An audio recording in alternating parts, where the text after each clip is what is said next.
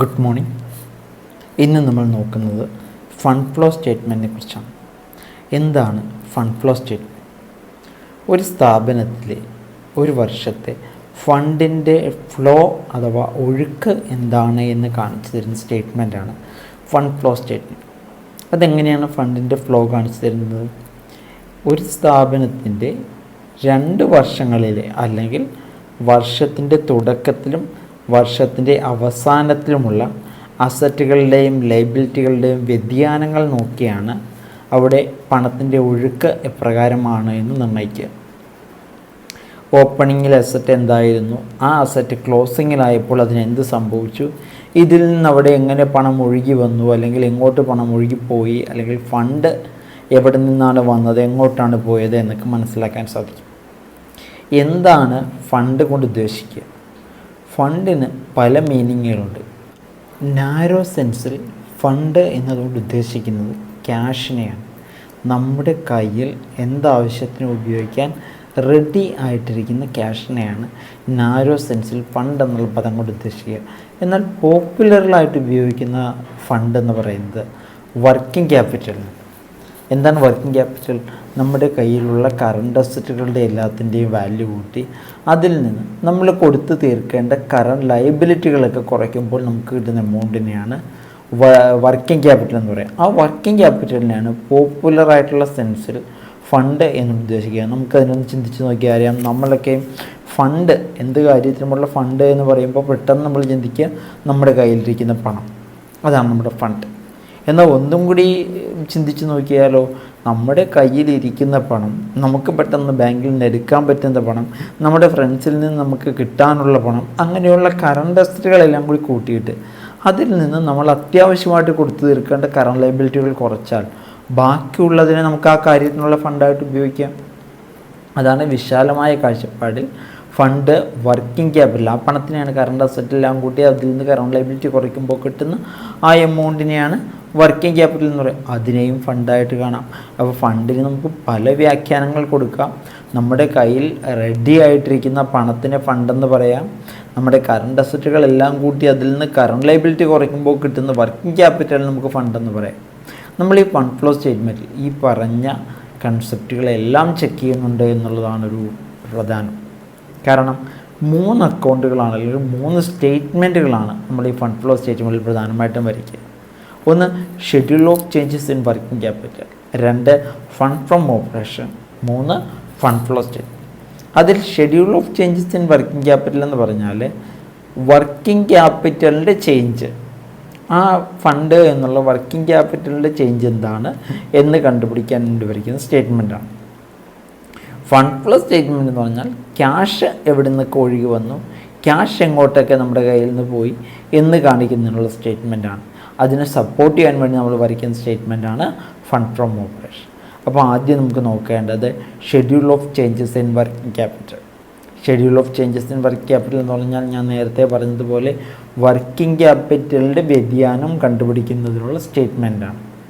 ഇതിന് 5 കോളങ്ങളാണ് പ്രധാനമായും ഉള്ളത്. നിങ്ങൾക്ക് പിക്ചറിൽ കാണാവുന്നതാണ്.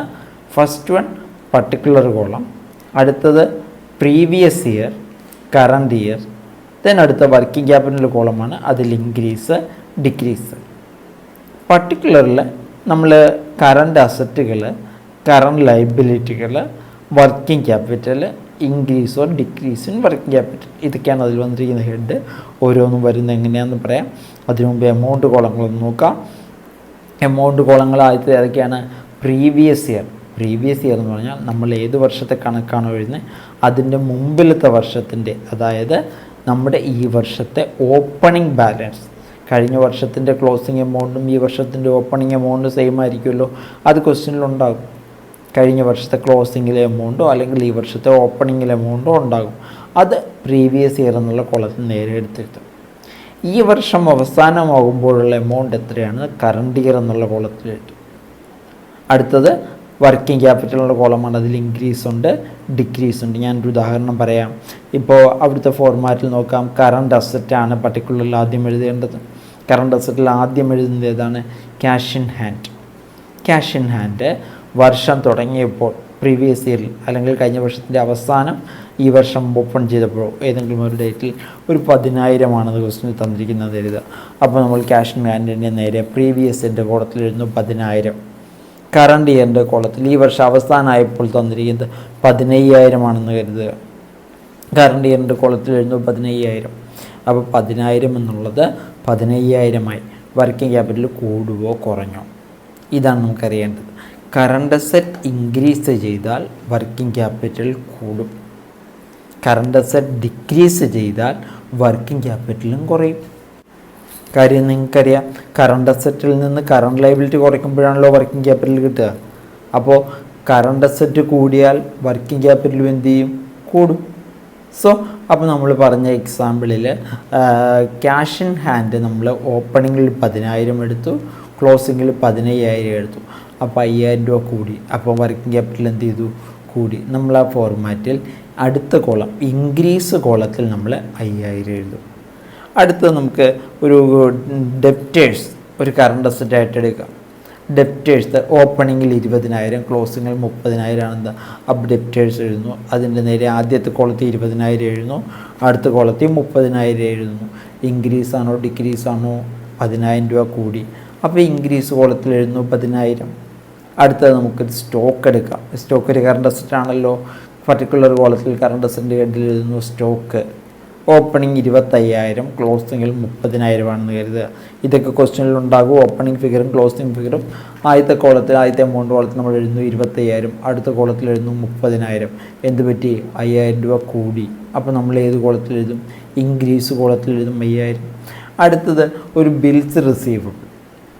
Bills receivable opening 40,000, closing 30,000. നേരെ ബിൽസ് റിസീവബിൾ എഴുതുന്നു. ഓപ്പണിംഗ് കോളത്തിൽ 40,000 എഴുതുന്നു, ക്ലോസിംഗ് കോളത്തിൽ 30,000 എഴുതുന്നു.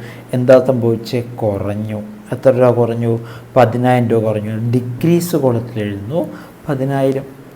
സോ കറണ്ട് അസറ്റുകളെല്ലാം പർട്ടിക്കുലറിൽ ആദ്യം കറണ്ട് അസറ്റ് എന്ന് എഴുതുന്നു. കറണ്ട് അസറ്റിൻ്റെ താഴെ നമ്മുടെ കയ്യിലുള്ള കറണ്ട് അസറ്റുകൾ ക്വസ്റ്റ്യൻ തന്നിട്ടുണ്ടാവും. കറണ്ട് അസറ്റുകൾ എന്തൊക്കെയാണോ അതെല്ലാം നേരെ എടുത്ത് എഴുതുന്നു. ഓപ്പണിംഗ് ഫിഗറൊക്കെ പ്രീവിയസ് ഇയർ എന്നുള്ള കോളത്തിൽ എഴുതുന്നു. ക്ലോസിംഗ് ഫിഗറൊക്കെ കറണ്ട് ഇയർ എന്നുള്ള കോളത്തിൽ എഴുതുന്നു. അപ്പോൾ ക്വസ്റ്റ്യൻ നോക്കുമ്പോൾ ഒന്ന് ശ്രദ്ധിക്കണം. ക്വസ്റ്റ്യനിൽ ചിലപ്പോൾ ആദ്യം ക്ലോസിംഗ് ഡേറ്റും അത് കഴിഞ്ഞ് ഓപ്പണിംഗ് ഡേറ്റും തരും. തെറ്റിപ്പോകരുത്. ആദ്യം ഓപ്പണിംഗ് ഡേറ്റും അത് കഴിഞ്ഞ് ക്ലോസിംഗ് ഡേറ്റും വേണം എമൗണ്ടുകൾ എഴുതാനായിട്ട്. ഓക്കെ, അവിടെ ഒന്ന് ശ്രദ്ധിച്ചേക്കണം. ഓക്കെ, ആ ഇയറുകൾ തന്നിരിക്കുന്നത് അങ്ങോട്ടും ഇങ്ങോട്ടും തിരിച്ച ഒരു ക്വസ്റ്റ്യനിൽ തരാൻ സാധ്യതയുണ്ട്. നമ്മൾ എഴുതുമ്പോൾ ആദ്യത്തെ എമൗണ്ട് കോളത്തിൽ എഴുതേണ്ടത് ഓപ്പണിംഗ് ഫിഗറും രണ്ടാമത്തെ എമൗണ്ട് കോളത്തിൽ എഴുതേണ്ടത് ക്ലോസിംഗ് ഫിഗറും ആയിരിക്കും. എന്നിട്ട് കൂടുകയാണ് ചെയ്തതെങ്കിൽ ഇൻക്രീസ് കോളത്തിൽ എഴുതുക, കുറയുവാണ് ചെയ്തതെങ്കിൽ ഡിക്രീസ് കോളത്തിൽ എഴുതുക. ഇത്രയേ ഉള്ളൂ കാര്യം. ഓക്കെ, കറണ്ട് അസറ്റുകളെല്ലാം എഴുതി കഴിയുമ്പോൾ ആ ഇയർ കോളങ്ങൾ രണ്ടും കൂട്ടി താഴെ ടോട്ടൽ എഴുതണം. നിങ്ങൾക്ക് ഫോർമാറ്റിൽ കാണാം. ഈ കറണ്ട് അസറ്റുകളുടെ എല്ലാത്തിൻ്റെയും ടോട്ടൽ കൂട്ടി എഴുതി അണ്ടർലൈൻ ചെയ്തു. അടുത്ത് വന്നിട്ട് എഴുതുന്നു കറണ്ട് ലയബിലിറ്റി. എന്നിട്ട് കറണ്ട് ലയബിലിറ്റികൾ എന്തൊക്കെയാണോ അതെല്ലാം എടുത്ത് ഇപ്പോൾ പറഞ്ഞതുപോലെ തന്നെ പർട്ടിക്കുലറിൽ എഴുതുന്നു. ഓപ്പണിംഗ് ഫിഗർ പ്രീവിയസ് ഇയർ കോളത്തിൽ എഴുതുന്നു, ക്ലോസിംഗ് ഫിഗർ കറണ്ട് ഇയറിൻ്റെ കോളത്തിൽ എഴുതുന്നു.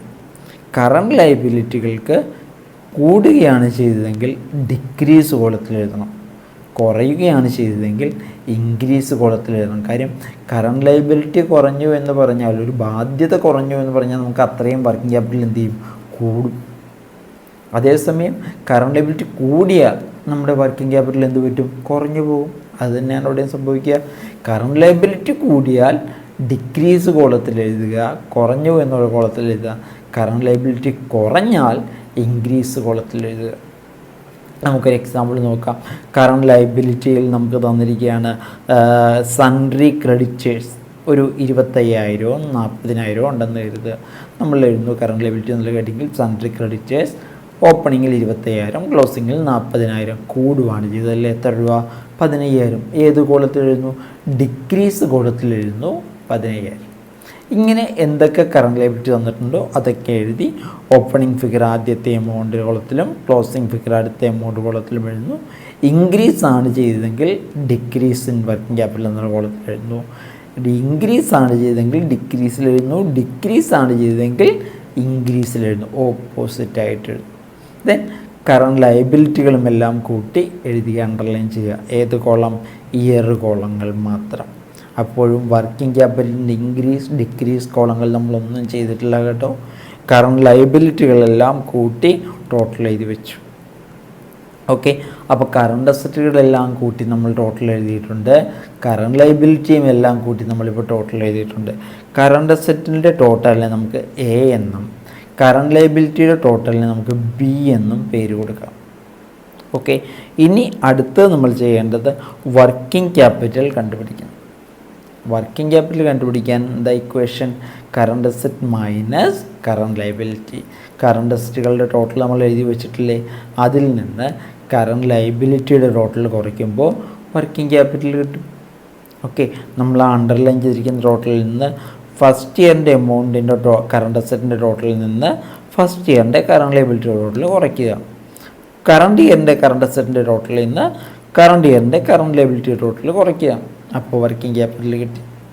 ഓക്കെ, ദെൻ ഇനി നമ്മുടെ ഇൻക്രീസ് ഡിക്രീസ് കോളങ്ങളിൽ അഡ്ജസ്റ്റ് ചെയ്താൽ മതി.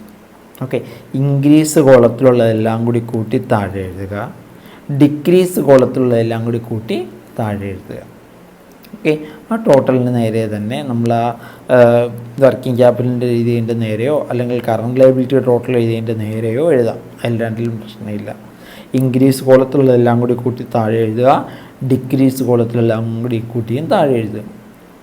ഇനി നമ്മൾ ചെയ്യേണ്ടത് ഇൻക്രീസ് ഇൻ വർക്കിംഗ് ക്യാപിറ്റലാണോ ഡിക്രീസ് ഇൻ വർക്കിംഗ് ക്യാപിറ്റലാണോ എന്ന് കണ്ടുപിടിക്കണം. നമ്മളിപ്പോൾ വർക്കിംഗ് ക്യാപിറ്റൽ കണ്ടുപിടിച്ച് എഴുതിയിട്ടുണ്ടല്ലോ, ഈ ഇൻക്രീസ് ആണോ ഡിക്രീസ് ആണോ എന്നറിയാനായിട്ട് സിമ്പിളായിട്ട് അറിയാൻ പറ്റും. ഫസ്റ്റ് ഇയറിൻ്റെ കോളത്തിലെ വർക്കിംഗ് ക്യാപിറ്റൽ എത്ര കിട്ടിയെന്ന് നോക്കുക, കറണ്ട് ഇയറിൻ്റെ കോളത്തിലെ വർക്കിംഗ് ക്യാപിറ്റലിൻ്റെ കോളത്തിൽ എത്ര കിട്ടിയെന്ന് നോക്കുക. ഓക്കെ, അതായത് പ്രീവിയസ് ഇയർ എന്നുള്ള കോളത്തിൽ നമുക്ക് വർക്കിംഗ് ക്യാപിറ്റൽ കിട്ടിയിരിക്കുന്നത് 1,00,000 കറണ്ട് ഇയറിൻ്റെ കോളത്തിൽ നമുക്ക് വർക്കിംഗ് ക്യാപിറ്റൽ കിട്ടിയിരിക്കുന്നത് 1,50,000 ആണെങ്കിൽ വർക്കിംഗ് ക്യാപിറ്റൽ എന്ത് ചെയ്തു? ഇൻക്രീസ് അല്ലേ ചെയ്ത് 50,000 രൂപ 1.5 ആയപ്പോൾ 50,000 രൂപ ഇൻക്രീസ് ആണല്ലോ. അപ്പോൾ നമ്മൾ ഈ 1,00,000 1,50,000 തമ്മിൽ ബാലൻസ് ചെയ്യുകയാണ് ചെയ്യേണ്ടത്. എങ്ങനെയാണ് ലെഡ്ജറുകൾ തമ്മിൽ ബാലൻസ് ചെയ്യാറ്, അതുപോലെ തന്നെ ഇവിടെയും ചെയ്യണം. വലുതിൽ നിന്ന് ചെറുത് കുറച്ച് കുറവുള്ളടുത്ത് ഇതുപോലെ ചെയ്യണേ. ഇപ്പോൾ ഫസ്റ്റ് എമൗണ്ട് കോളത്തിൽ 1,00,000 ഉണ്ട്, സെക്കൻഡ് എമൗണ്ട് കോളത്തിൽ 1,50,000 ഉണ്ട്. വലുതേതാ? 1,50,000. ആ 1,50,000 ടോട്ടലായിട്ട് എഴുതുന്നു. വലുതിൽ നിന്ന് ചെറുത് കുറച്ചിട്ട് കുറവുള്ളടുത്ത് എഴുതുന്നു. കുറവുള്ളത് ആദ്യത്തെ കോളത്തിലല്ലേ 1,00,000, അവിടെ എഴുതുന്നു 50,000. ഓക്കെ, അപ്പോൾ 1.5 ആയപ്പോൾ ഇൻക്രീസ് അല്ലേ 50,000. ആ 50,000ത്തിൻ്റെ നേരെ നമ്മൾ പർട്ടിക്കുലറിൽ എഴുതുന്നു ഇൻക്രീസ് ഇൻ വർക്കിംഗ് ക്യാപിറ്റൽ. ഇനി തിരിച്ചായിരുന്നു എന്ന് സങ്കല്പിക്കാം. ആദ്യത്തെ കോളത്തിൽ നമുക്ക് കിട്ടിയത് 1,00,000, രണ്ടാമത്തെ കോളത്തിൽ നമുക്ക് കിട്ടിയത് 75,000 ആണെങ്കിൽ വലുതേതാ എഴുതുക? 1,00,000 ടോട്ടലായിട്ട് എഴുതുന്നു. 1,00,000ത്തിൽ നിന്ന് 75,000 കുറയ്ക്കുമ്പോൾ 25,000 കിട്ടുന്നു.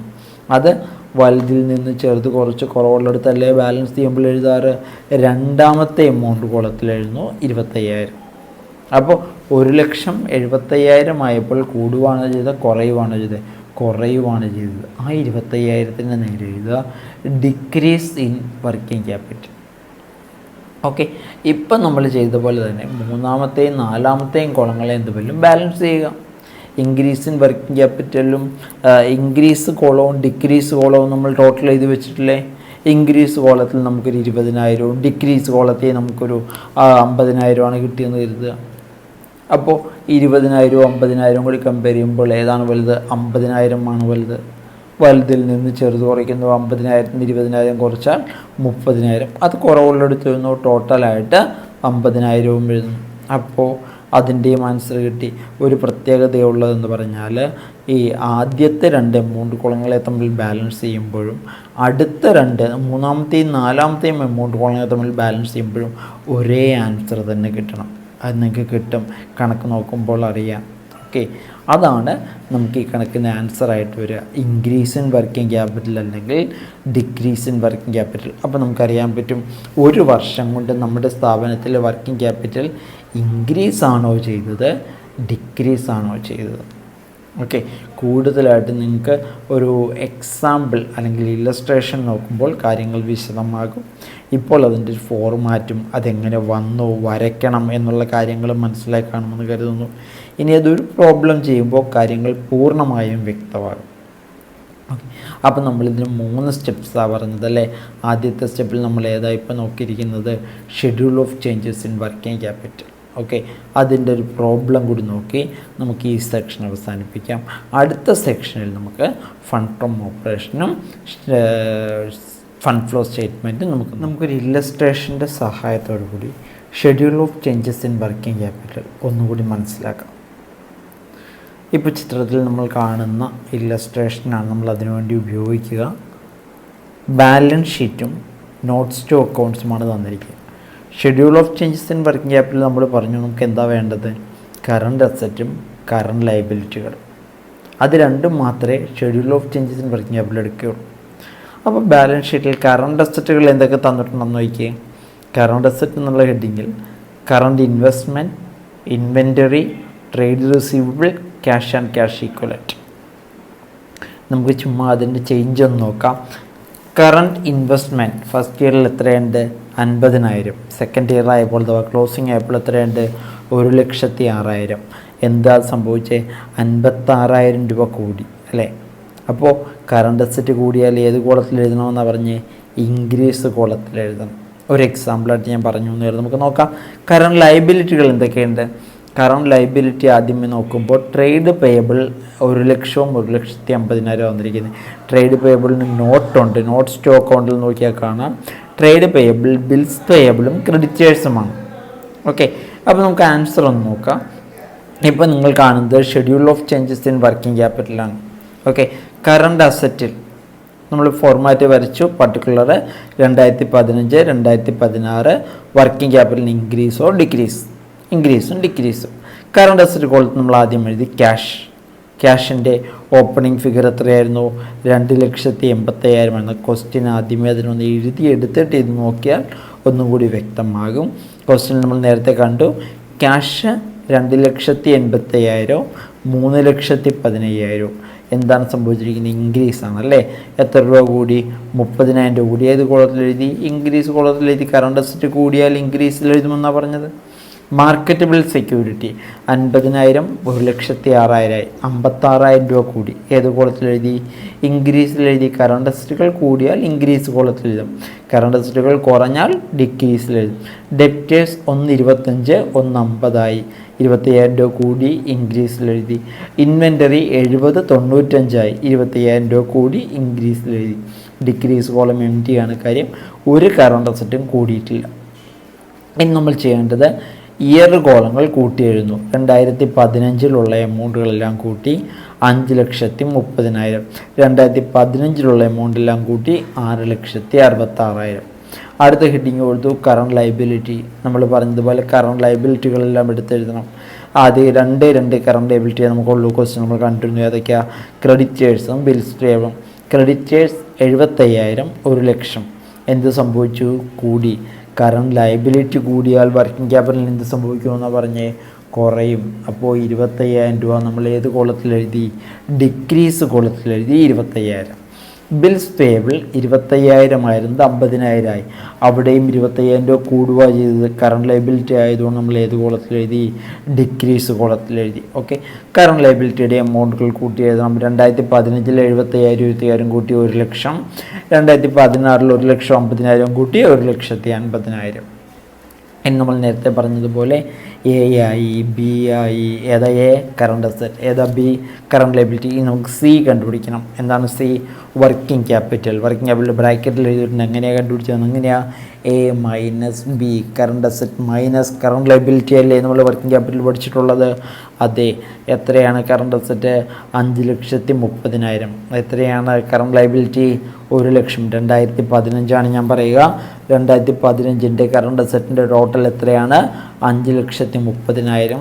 2015 തന്നെ കറണ്ട് ലയബിലിറ്റിയുടെ ടോട്ടലാണ് 1,00,000. 5,30,000 നിന്ന് 1,00,000 കുറച്ച് നമ്മൾ താഴെ എഴുതി 4,30,000. ഇത് തന്നെ 2016 ചെയ്യണം. 2016 കറണ്ട് അസറ്റിൻ്റെ ടോട്ടൽ എത്രയാണ്, 6,65,000.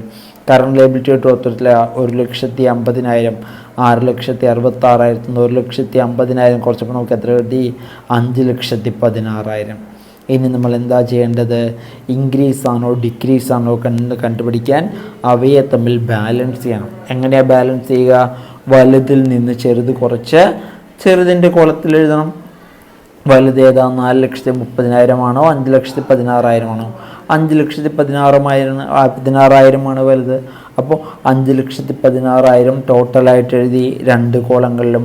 5,16,000 നിന്ന് 4,30,000 കുറച്ചപ്പോൾ 86,000 കിട്ടി. അത് കുറവുള്ള കോളത്തിൽ, അതായത് 2015 കോളത്തിൽ എഴുതി. നിങ്ങളൊന്ന് നോക്കിയേ, 4,30,000 വർക്കിംഗ് ക്യാപിറ്റൽ, 5,16,000. അപ്പോൾ വർക്കിംഗ് ക്യാപിറ്റൽ ഇൻക്രീസ് ആണോ ചെയ്തത് ഡിക്രീസ് ആണോ ചെയ്തത്? ഇൻക്രീസ് ആണ് ചെയ്തത് അല്ലേ? അപ്പോൾ നമ്മൾ പർട്ടിക്കുലറിൽ net increase in working capital എന്ന് എഴുതും. അതേസമയം കുറയുകയാണ് ചെയ്തിരുന്നെങ്കിൽ നമ്മൾ net decrease in working capital എന്ന് എഴുതിയാണ്. ഓക്കെ, ഇനി നമുക്ക് ആ ഇൻക്രീസ് ഡിക്രീസ് കോളങ്ങളെയും ഒന്ന് ബാലൻസ് ചെയ്യണം. നമ്മൾ നേരത്തെ പറഞ്ഞു, ഇവിടെ ബാലൻസ് ചെയ്തപ്പോൾ കിട്ടിയ അതേ എമൗണ്ട് തന്നെ ഇൻക്രീസ് ഡിക്രീസ് കോളങ്ങളെ ബാലൻസ് ചെയ്യുമ്പോഴും കിട്ടണം. നോക്കാം, ഇൻക്രീസ് കോളത്തിൽ ഫസ്റ്റ് ഇയറിൽ എത്രയുണ്ട്?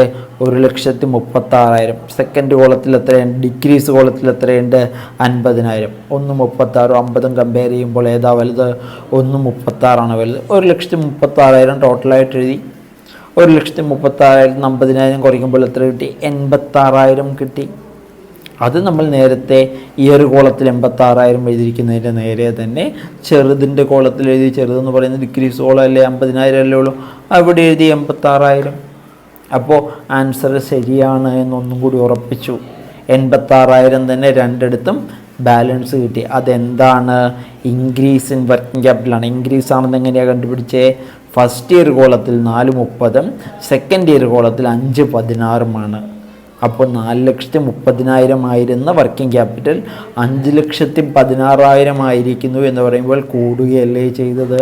അതുകൊണ്ടാണ് നമ്മൾ എന്തായിട്ട് എഴുതിയത്? ഇൻക്രീസ് ഇൻ വർക്കിംഗ് ക്യാപിറ്റൽ എന്ന് എഴുതിയത്. ഓക്കെ, അത് കുറയുകയാണ് ചെയ്തിരുന്നതെങ്കിൽ ഡിക്രീസ് ഇൻ വർക്കിംഗ് ക്യാപിറ്റൽ എന്ന് എഴുതിയാണ്. ഓക്കെ, നമ്മൾ പറഞ്ഞു ഫണ്ട് ഫ്ലോ സ്റ്റേറ്റ്മെൻറ്റിൻ്റെ ഫസ്റ്റ് പാർട്ട് മാത്രമാണ് ഏത്? Schedule of changes in working capital.